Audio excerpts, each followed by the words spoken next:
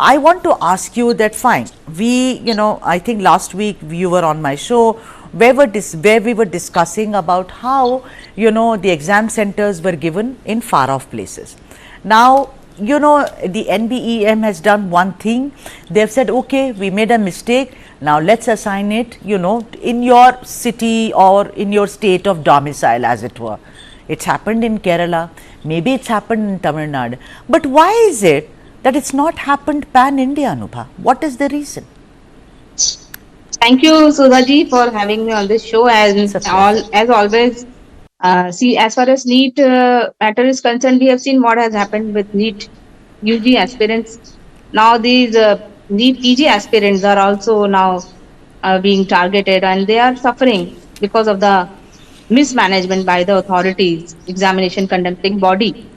Initially, the exam was supposed to be held in the month of May, then it was postponed to June, then July, I think it was postponed to July, then again it was preponed to June, and now again it was postponed to August.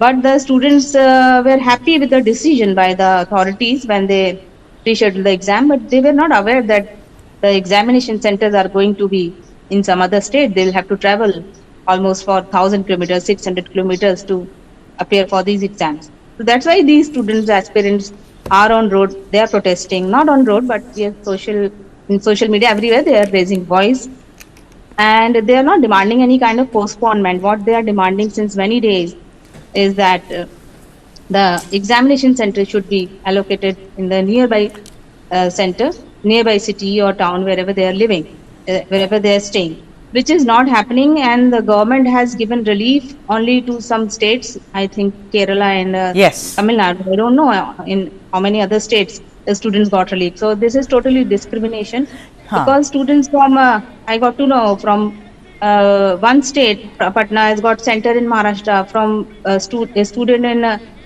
Tamil Nadu has got center in some other state. So how these students and aspirants are going to travel, commute? The government is not making any arrangement also for travel. Very true. Yeah, and because they have postponed it time and again, Yes. this is the third time, if I am not Third wrong. time.